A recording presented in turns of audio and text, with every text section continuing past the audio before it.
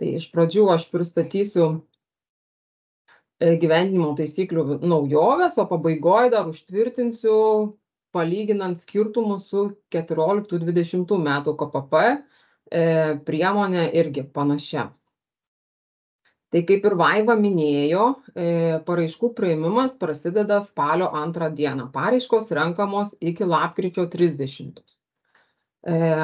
Kas čia naujo? Bus paraiškos renkamos pagal 2 veiklos sritis ir vienos veiklos srities paraiškų priėmimas bus stabdomas, kai pasibaigs priėmimo etapui skirta lėšų suma. Tai čia reikia atkreipti dėmesį, kad jeigu jūs planuojate teikti paraišką pagal šitą veiklą, tai reikia ją pateikti kaip įmanoma greičiau. O antros veiklos, esamų melioracijos sistemų rekonstravimo veiklos paraiškos priimamos iki pat lapkričio pabaigos, čia tradiciškai kaip ir būdavo praeitame programavimo laikotarpyje. Dabar kas yra svarbu? Paraiškos bus priimamos tik užpildžius elektroninę formą asmeniškai ar per įgaliotą asmenį pateikiant paraišką per Žūmis sistemą. Praeitų laikotarpiu dar buvo galima siųsti elektroniniu paštu, dabar galima tik tai per Žūmis sistemą. Tai atkreipiu dėmesį, kad labai svarbu susitvarkyti įgaliojimus iš anksto. Net, tarkim, jeigu jūs dabar dar paraiškos neturit pasiruošę, net dokumentų papildomų neturit susitvarkę ar ne, ar gavę, bet jūs turėtumėt pateikti agentūrai įgaliojimus per Žūmis portalą ir kad tuos įgaliojimus mes sutvarkytume, nes nesutvarkytiems įgaliojimams be tų įgaliojimų negalėsit tiesiog pateikti paraiškos. Tai paraišką Žūmis portale galėsite teikti iki paskutinės kvietimo dienos 24 valandos. Aišku, rekomenduojam ir prašom, kad nelauktumėt nei tos paskutinės dienos, nei tos paskutinės valandos, bet jeigu jau taip nutiktų, tai žinokite, kad galima iki 24 valandos, tiksliau 23:59, kad ten paskui nebūtų kažkokiu tai techninių nesklandumų dėl tos paraiškos priėmimo. Tai va, dėl to įgaliojimo. Tai parašot įgaliojimą, teikiat per Žūmis portalą pasirašę kvalifikuotų elektroniniu parašu arba elektroniniu paštu paraiškos@nma.lt. Galite pateikti įgaliojimą ir agentūra per nemažiau nei 3 darbo dienas sutvarkys tą įgaliojimą, gausite pranešimą ir galėsite tada jau ramiai ruoštis, laukti ir teikti paraišką. Dabar šios priemonės tikslas - rekonstruoti esamas melioracijos sistemas, poreikiai didinti inovatyvių ir pažangių technologijų diegimą ūkiuose, atnaujinti esamas melioracijos sistemas, gerinti paviršinio vandens kokybę, ypač rizikos vandenų teritorijose. Kaip ir minėjau, dabar mes remsime 2 veiklas. Viena tai ta antroji tradicinė, o nauja veikla yra reguliuojamo drenažo įdiegimo į esamas rekonstruotas melioracijos sistemas veikla. Ir atkreipiu dėmesį, kad pareiškėjas per vieną kvietimą gali pateikti tik vieną paramos paraišką pagal vieną iš nurodytų veiklų. Reiškia, jau turite pasirinkti, pagal kurią veiklą jūs teiksite paraišką. Ir pakartotinai pagal šią priemonę paramos galima kreiptis tik įgyvendinus ankstesnį pagal šitą priemonę pateiktą projektą. Tai čia pirmuoju kvietimu, tai nėra aktualu, bet ateityje tai bus aktualu ir šis reikalavimas netaikomas savivaldybei. Dabar galimi pareiškėjai, čia irgi yra skirtumas lyginant su praeitu laikotarpiu. Šioks toks, tai galimi pareiškėjai žemės ūkio veikla užsiimantys subjektai, melioracijos sistemų naudotojų asociacijos, fizinių ar juridinių asmenų grupės, savivaldybė, aišku.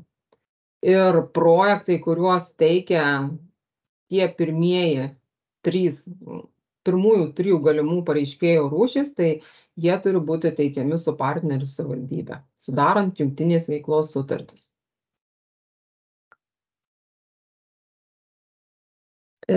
Paramos dydis ir intensyvumas.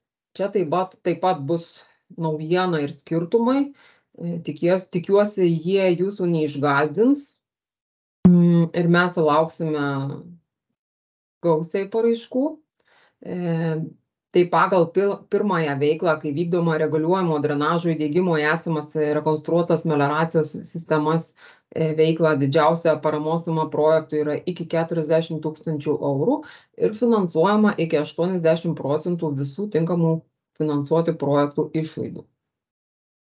O kai remiama ir vykdoma esama melioracijos sistemų rekonstravimo veikla, ta tradicinė didžiausia paramos suma projektui gali būti 300 000 eurų ir jau čia sumažėja intensyvumas ir finansuojama iki 65% visų tinkamų finansuoti projekto išlaidų. Ir yra dar reikalavimas minimaliam intensyvumui, kad jis turi būti ne mažesnis negu 20% visų tinkamų finansuoti išlaidų vertės. Jeigu projektai bus labai didelės vertės, tai pasižiūrėkit, koks tas intensyvumas jums gaunasi, kad nebūtų mažesnis negu 20%. Paramos paraiškų atrankos vertinimas. Čia taip pat yra skirtumas dėl pačių atrankos balų skaičiaus, bet didžiausia naujovė, kad pirmai veiklai atrankos vertinimas apskritai nebus atliekamas, atrankos balai nesuteikiami, kadangi tas paraiškų rinkimas, kol užteks lėšų, gali būti stabdomas, tai atranka ir neatliekama. Privalomas mažiausias balų skaičius yra 35 balai. Tai truputį didesnis negu buvo. Ir jeigu jo paraiška nesurenka, jie atmetama ir toliau nebevertinama. Kaip ir buvo praeitam laikotarpį, taip ir dabar. Paramos paraiškų pirmumo eilė sudaroma per 30 darbo dienų nuo paramos paraiškų rinkimo laikotarpio pabaigos ir jis skelbiama agentūros interneto svetainėje. Čia, aišku, mes visada stengiamės atlikti atrankos vertinimą greičiau ir paskelbti jį. Ir dėl informacijos koregavimo, tai koreguoti galima tik akivaizdžias klaidas ir kontaktinių duomenų pasikeitimą. O kol agentūra nepaprašo, informacija negali būti koreguojama. Dabar apie atrankos kriterijus. Balai suteikiami projektams, kuriuose numatoma rekonstruoti polderių, siurblinės arba pylimus. Čia atkreipiu dėmesį, prieš tai būdavo polderių, siurblinės ir arba pylimus ir kad čia arba. Čia galima gauti maksimaliai 20 balų atrankos. Tada antrasis atrankos kriterijus įgyvendinantiems teritorijose, kuriuose žemės ūkio naudmenų našumo balas yra didesnis. Čia irgi išsiskaido pagal tuos našumo balus į 20, 15 ir 10 balų. Ir mes žiūrėsim vertinant, kad visi projekto gyvenimo teritorijoje esantys sklypai būtų to našumo balų. Tada trečiasis atrankos kriterijus yra projektai, kuriuose numatoma skirti investicijų dalį griovių ir arba pralaidų rekonstravimo darbams. Čia taip pat galima gauti nuo 25 iki 5 balų, priklausomai nuo procento. Taip pat galima gauti atrankos balus projektams, kuriuose diegiamos aplinkosaugos priemonės. Taip pat, tai ten 20 irgi balų galima gauti. Tai čia aplinkosaugos priemonės būtų griovių dvigubų šlaitų įrengimas, sedimentaciniai tvenkiniai, ties drenažo žiotimis įrengiamos dirbtinės šlapynės, suformuojamos dirbtinės alpos, įrengiami įtvirtintų akmenų, nuovartų ar rąstų stabilūs metiniai, reguliuojamo drenažo šuliniai ir vožtuvai.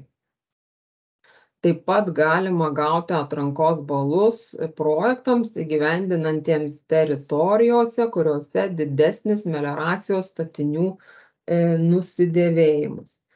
Čia galima gauti 15 balų maksimaliai.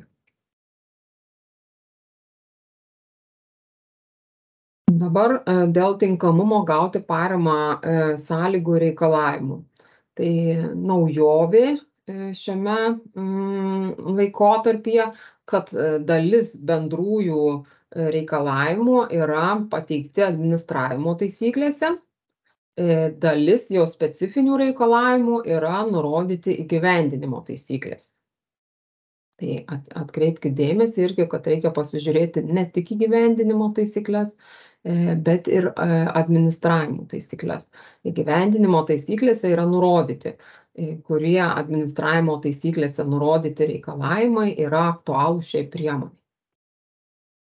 Dabar dėl tinkamumo reikalavimų. Tai didelė dalis reikalavimų yra tie patys, jie tikrai nieko labai naujo nėra. Kas liečia šitą tradicinę veiklą, tai reikia užtikrinti tinkamą projekto finansavimo šaltinį, tvarkyti buhalterinę apskaitą, nekilnojamas turtas tiesiogiai susijęs su projekto įgyvendinimu ir į kurį investuojama turi būti valdomas pareiškėjo, investicijos pagrįstos projektavimo užduoties rengimo metu atliktais samatiniais skaičiavimais, reikia pateikti melioracijos statinių techninį projektą arba įsipareigoti pateikti iki pirmo mokėjimo prašymo jį ir su paraiška pateikti numatomų rekonstruoti melioracijos objektų tyrinėjimo medžiagą. Taip pat projektas turi būti įgyvendinamas kaimo vietovėje ir kai vykdoma ta tradicinė rekonstrukcijos veikla, tai rekonstruojamų statinių ir įrenginių nusidėvėjimas turi būti ne mažesnis nei 45%. Dabar tinkamumo reikalavimai tai naujai veiklai. Galima parama maksimaliai iki 40 000 eurų. Tai ne mažiau kaip 50% pagrindinio rinktuvo ilgio arba melioracijos sistemų aptarnaujimo ploto esančio pareiškėjo valdomame žemės sklype turi būti pritaikyta vandens lygiui reguliuoti. Su paraiška turi būti pateikta informacija apie įgyvendintą projektą. Tai pasižiūrėkite šitą irgi reikalavimą, kad jeigu yra gauta parama iš kitų ES institucijų, reikia plačiau aprašyti. Jeigu iš agentūros ten yra atskiras reikalavimas ir jeigu iš kitų institucijų vėl atskiri reikalavimai. Taip pat privalomai turi būti numatytas bent vienas iš šių aplinkosauginių investicijų, bent viena. Dvigubo profilio melioracijos griovių šlaitai, dirbtiniai šlapynės, nuosėdų tvenkiniai, akmenų ar rąstų stabilūs metiniai.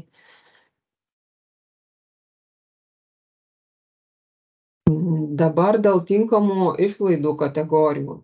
Pagal pirmąją veiklą, tai tinkamos finansuoti išlaidos yra reguliuojamo drenažo sistemo naujų įrenginių ir arba įrangos įdiegimo į esamas rekonstruotas melioracijos sistemas išlaidos, taip pat aplinkosauginių investicijų įrengimo išlaidos. Esamų melioracijos sistemų rekonstravimo veiklai yra melioracijos sistemų išskyrus drėkinimo sistemas rekonstravimo išlaidos. Ir šioms abiems veikloms taip pat tinkamos finansuoti išlaidos yra naujų įrenginių ar įrangos skirtų projekto reikmėms pirkimo išlaidos neviršijančios šio turto rinko vertės ir bendrosios išlaidos. Tai paprastai bendrasias išlaidas sudaro paraiškos parengimo paslaugos, techninė priežiūra, tyrinėjimų atlikimas ir jų dokumentacijos parengimas, techninio darbo projekto parengimas, techninio darbo projekto ekspertizė. Ir tada yra reikalavimai dėl bendrųjų išlaidų lubų, taip vadinamų, ar ne, kad bendrųjų išlaidų dalis gali būti net daugiau kaip 8% visų tinkamų finansuoti projekto išlaidų, įskaitant konsultavimo, projekto parengimo ir gyvenimo klausimais išlaidas, kurios negali viršyti 10% projekto bendrųjų išlaidų. Tai čia Nieko naujo lyginant su praeitu laikotarpiu. Dabar netinkamos finansuoti išlaidos. Tai naujų melioracijos sistemų įrengimas, tai čia ir praeitų laikotarpiu tai buvo trumpalaikio turto įsigijimas, transporto priemonių įsigijimas, išlaidos ar jų dalis patirtos perkant prekes, darbus ar paslaugas nesilaikant pirkimų tvarkos. Jeigu investuojama į sklypus, kai sklypai areštuoti ir keletas kitų atvejų. Dabar dėl administravimo ir paramos išmokėjimo tvarkos. Tai projekto gyvenimo trukmė čia nesikeičia, kaip ir buvo iki 24 mėnesių laikotarpio nuo paramos sutarties pasirašymo. Projekte turi būti numatytos visos išlaidos, kurios yra susijusios su projekto įgyvendinimu ir numatyta vykdyti veiklą. Tai jeigu yra kažkokiu tai išlaidų, kurioms jūs paramos neprašote, neplanuojate prašyti, tai vis tiek turi bendrą projekto vertę būti įtrauktos visos išlaidos. Paramos lėšos išmokamos šiais būdais. Čia truputį yra naujovių lyginant su praeitu laikotarpiu, tai išlaidų kompensavimo, sąskaitų apmokėjimo, išlaidų kompensavimo su avansų mokėjimu, kai avansas nėra Europos komisijai tinkamos deklaruoti išlaidos. Ir jūs turėsite mokėjimo prašyme nurodyti tik vieną iš šių galimų išmokėjimo būdų.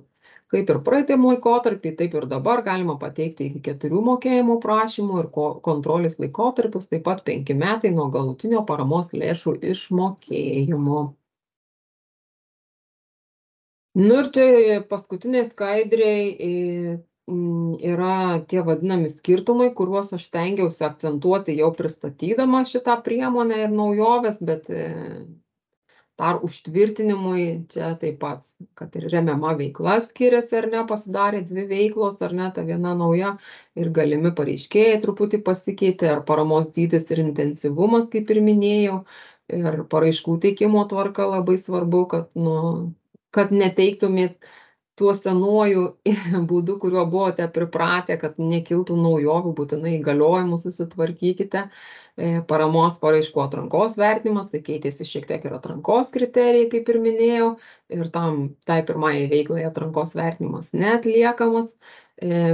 Kas dar nauja, ko nepaminėjau, kad buvo seniau įvertinti projektai svarstomi Žemės ūkio ministerijoje projektų atrankos komitete.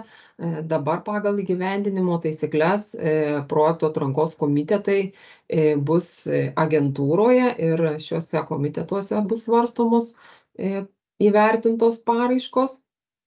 Ir kaip ir minėjau, priemoniai taikomi mokėjimo būdai irgi šiek tiek skiriasi nuo tų, kas buvo seniau. Tai ačiū visiems už dėmesį.